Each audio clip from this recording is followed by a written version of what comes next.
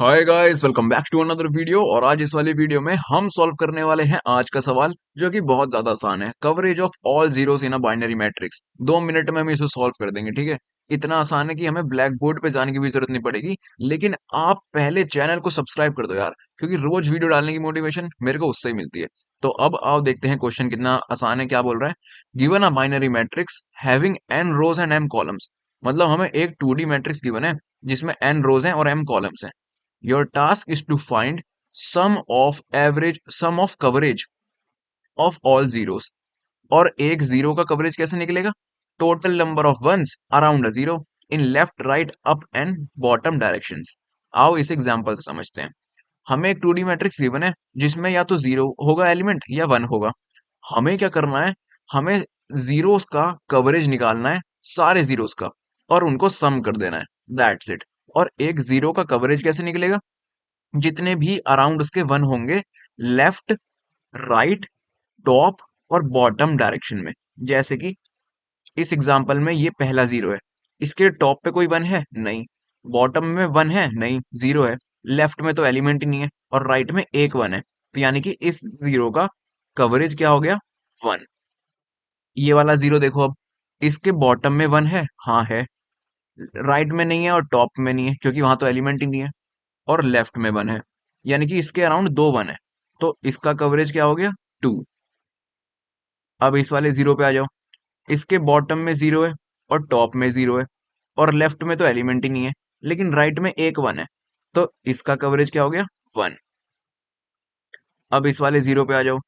इसके टॉप में जीरो है, बॉटम में भी जीरो है, लेफ्ट में तो एलिमेंट ही नहीं है और राइट में भी जीरो है।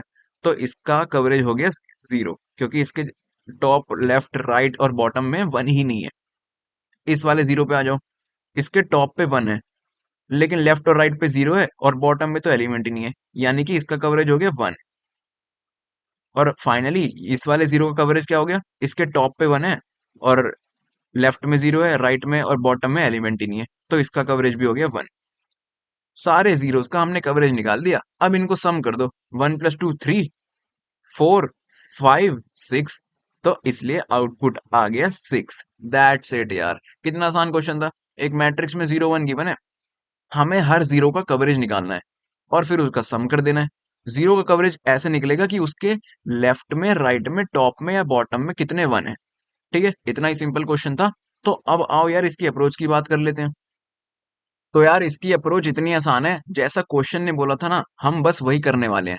क्वेश्चन ने ये बोला है कि हर जीरो की कवरेज निकाल के उनका सम कर दो। तो हम क्या करेंगे? हर जीरो की कवरेज निकाल लेंगे। यानी कि हम हर जीरो को पहले मैट्रिक्स में चेक करेंगे कि उसके टॉप पे, बॉटम पे, लेफ्ट पे और राइट पे अगर कहीं भी वन है, मतलब कितने वन है, टॉप पे भी वन है और बॉटम पे भी वन है। चारों कंडीशन हम चेक कर लेंगे, और जहां भी वन होएगा हम अपना एक आंसर वेरिएबल बना लेंगे, उसको प्लस प्लस करते रहेंगे, जहां पे भी वन हमें मिल जाएगा। दैट्स इट यार। इसकी टाइम कॉम्प्लेक्सिटी भी देखो, ओ एन इंटू एम है, यानी कि हम दो फॉर लूप लगा के, नेस्टेड फॉर लूप लगा के हम इस एरे को ट्रेवर्स कर सकते हैं। तो अब मुझे एक बात बताओ, इसमें कंडीशंस क्या क्या होंगी? एज कंडीशंस क्या होंगी? हमें पहली रो में अगर हमें जीरो के चेक करने हैं, मतलब मिनिमम कंडीशंस क्या होगी, आप मेरे को बताओ। सबसे पहली रो ये होगी। मैं यहाँ पे इंडेक्स लिख देता हूँ पहले, ठीक है। ये है रो के इंडेक्स जीरो, वन और टू, और ये है कॉलम के इंडेक्स जीरो, वन और टू। तो देखो, अगर हम रो को ट्रेवर्स करें सबसे पहले, क्योंकि जीरो के टॉप और बॉटम एलिमेंट चेक करने के लिए हम रो को ट्रेवर्स करेंगे, और जीरो के लेफ्ट और राइट एलिमेंट को चेक करने के लिए हम कॉलम्स को ट्रेवर्स करेंगे। तो सबसे पहले आओ रो को ट्रेवर्स करते हैं। तो रो को ट्रेवर्स करने के लिए हमें अगर देखना है कि किसी जीरो का टॉप एलिमेंट वन है या नहीं। अगर हम आई इंडेक्स पे हैं और हमें टॉप एलिमेंट देखना है, यानी कि उससे पिछली वाली रो का एलिमेंट, अगर ये आई है, I is equal to one है यहाँ पे, तो जीरो का टॉप एलिमेंट कहाँ होगा? I is equal to zero पे, यानी पिछली वाली रो पे। तो I is equal to one से हम उसका टॉप एलिमेंट एक्सेस करेंगे, और आई प्लस वन से हम उसका बॉटम वाला एलिमेंट एक्सेस कर लेंगे, आई प्लस वन। अगर ये जीरो है ना, तो और ये इंडेक्स है वन पे, तो टॉप एलिमेंट एक्सेस करने के लिए हमें ऊपर जाना पड़ेगा, यानी कि रो में से -1, और बॉटम एलिमेंट एक्सेस करने के लिए हमें नीचे जाना पड़ेगा, यानी रो में +1। i-1 और i+1 की मिनिमम वैल्यू क्या हो सकती है? 0 हो सकती है, क्योंकि सबसे पहली रो का इंडेक्स क्या है? 0। इसलिए या तो ये 0 से बड़ा हो जाएगा या बराबर रहेगा। इससे कम तो नहीं हो सकता ना, -1 तो इंडेक्स नहीं है ना। तो ये हमारी पहली कंडीशन हो गई। i+1 हमेशा छोटा रहेगा मैट्रिक्स के साइज से। जैसे कि इस वाले केस में मैट्रिक्स का साइज क्या था? 3 रो हैं इसमें। तो i+1 मैक्सिमम कहाँ तक जा सकता है? 2 तक। यानी कि i+1 हमेशा छोटा रहेगा n तक। ये हो गई रो की बात। सिमिलरली यार कॉलम की बात देख लो।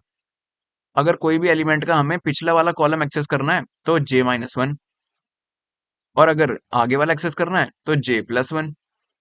कितना सिंपल चल रहा है ये। और इनकी भी बेस कंडीशंस क्या होगी? j-1 भी पहला कॉलम कहाँ से स्टार्ट है? 0 से। तो j-1 भी या तो बड़ा हो सकता है या बराबर हो सकता है 0 के। 0 से छोटा नहीं हो सकता। और j+1 भी हमेशा छोटा रहेगा n से, सॉरी m से। n यहाँ पे रो को डिनोट कर रहा है और m यहाँ पे कॉलम को डिनोट कर रहा है। दैट्स इट यार, कितनी सिंपल, हमने चारों कंडीशन लिख दी। और बस हम यही चेक कर लेंगे कि कोई एलिमेंट 1 है या 0। तो आओ अब यही लिखते हैं कोड पे। ओके गाइस, तो यहाँ मैं आ चुका हूँ कोड एडिटर पे, और आपकी आसानी के लिए यहाँ पे मैंने ये चारों कंडीशंस कमेंट पे लिख दी हैं कि अगर हमें टॉप वाला एलिमेंट फाइंड करना है तो ये वाली कंडीशन होनी चाहिए, और बॉटम वाला फाइंड करना है तो ये वाली होनी चाहिए वैलिड। अगर हमें लेफ्ट वाला फाइंड करना है तो ये वाली कंडीशन वैलिड होनी चाहिए, और राइट वाला फाइंड करना है तो ये वाली। ठीक है, कितना सिंपल कर दिया मैंने। तो आओ सबसे पहले हम एक इंट आंसर नाम से एक वेरिएबल बना लेते हैं, जिसमें एक्चुअली हम अपना आंसर स्टोर करेंगे, और उसे इनिशियलाइज कर देते हैं 0 से। फिर हमें मैट्रिक्स को ट्रैवर्स करना है यार। तो एक इंट n और इंट m, मैट्रिक्स की रोज और कॉलम्स इसमें हम स्टोर कर लेते हैं पहले। तो मैट्रिक्स, मैट्रिक्स का नाम क्या है? मैट्रिक्स ही है। मैट्रिक्स डॉट साइज, इससे हमारी n में रो स्टोर हो गई। और m के लिए मैट्रिक्स 0 डॉट साइज, इससे हमारी m में नंबर ऑफ कॉलम स्टोर हो गए। तो आओ अब दो फॉर लूप चलाते हैं। For int i is equals to 0, i less than m, i plus plus, और उसके अंदर for int j is equal to 0, j less than m, j plus plus. ठीक है, तो हमने मैट्रिक्स को ट्रैवर्स करना स्टार्ट कर दिया है, लेकिन मैट्रिक्स में ना 0 के साथ साथ 1 भी प्रेजेंट है। हमें 0 का कवरेज एरिया निकालना है, 1 का नहीं। तो अगर इफ मैट्रिक्स का ith और jth एलिमेंट अगर 0 की जगह 1 हो जाता है, तो यार हमें तो उसका कोई काम है नहीं, तो हम सिंपली उसे स्किप कर देंगे। कंटिन्यू ऑपरेटर का यूज करके कंटिन्यू कर देंगे हम उसे, स्किप कर देंगे। ठीक है, ताकि हमारा 0 के लिए चले। और अब जो हमारी कंडीशन है उसके लिए सबसे पहले हम क्या निकालेंगे? टॉप वाला एलिमेंट। टॉप वाला एलिमेंट हम चेक करेंगे कि वो 0 है या 1 है। तो उसके लिए ना कंडीशन कौन सी होनी चाहिए? ये वाली। यहीं से कॉपी कर देता हूँ, कंट्रोल C, कंट्रोल V। ये वाली कंडीशन वैलिड होनी चाहिए। और अगर ये वाली कंडीशन है एंड वो एलिमेंट क्या है? 1 है, यानी कि मैट्रिक्स का i-1 एलिमेंट, रो होगी i-1 और कॉलम होगा j, अगर वो 1 है तो उस केस में क्या करो? हमारा आंसर जो है प्लस प्लस कर दो। Answer plus plus. ठीक है, अब यही कंडीशन हम करेंगे टॉप वाले के लिए, देख लिया। अब यही हम करेंगे बॉटम वाले के लिए, कंट्रोल C, कंट्रोल V। इसमें क्या हो जाएगा? i+1 की जगह, मतलब i-1 की जगह i+1 हो जाएगा। That's it, simple. तो टॉप और बॉटम के लिए हमने देख लिया है। आओ अब देखते हैं लेफ्ट और राइट के लिए। इफ ये वाली कंडीशन है लेफ्ट के लिए, j-1, oh sorry, control C, control V। अगर ये वाली कंडीशन ट्रू है एंड मैट्रिक्स का ith एलिमेंट और j-1 इंडेक्स पे एलिमेंट अगर क्या है? 1 है, तो उस केस में क्या कर दो? ये ब्रैकेट में हटा दूंगा, ठीक है। आंसर को प्लस प्लस कर दो, और सिंपली यही हम कर देंगे राइट एलिमेंट के लिए, control C, control V। j+1 हो जाएगा यहाँ पे, और यहाँ भी हो जाएगा J+1। यानी कि जितनी भी कंडीशंस में हमारे जीरो के ऊपर वन है और नीचे वन है, लेफ्ट वन है और राइट वन है, उसमें हमने आंसर को प्लस प्लस कर दिया। यही तो हमने करने को बोला था ना क्वेश्चन में। तो इसे बैक करते हैं और अब हमारा आंसर रिटर्न कर देते हैं। फंक्शन से बाहर आ गए, रिटर्न आंसर। एक बार कंपाइल रन करके देख लेता हूँ, फिर सबमिट करने से पहले एक बार और आपको समझा दूंगा। ओके गाइस, तो यहाँ पे कॉपी पेस्ट करने के चक्कर में ना एक छोटी सी गलती हमने कर दी। देखो, टॉप वाला एलिमेंट निकालने के लिए ये कंडीशन सही है, लेकिन बॉटम वाला एलिमेंट निकालने के लिए ये क्या कर रहे हैं हम।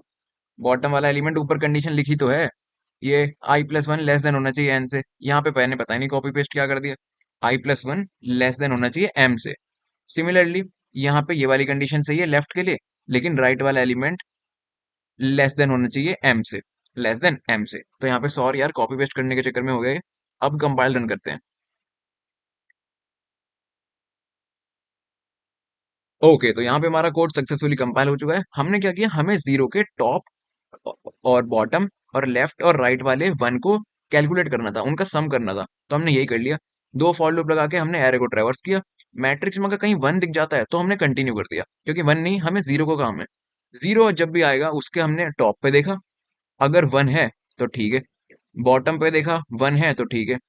और लेफ्ट पे देखा, राइट पे देखा, चारों ही केसेस में हमने आंसर को प्लस प्लस कर दिया और आंसर रिटर्न कर दिया। सिंपल। और यहाँ पे हम अपना कोड सबमिट कर देंगे।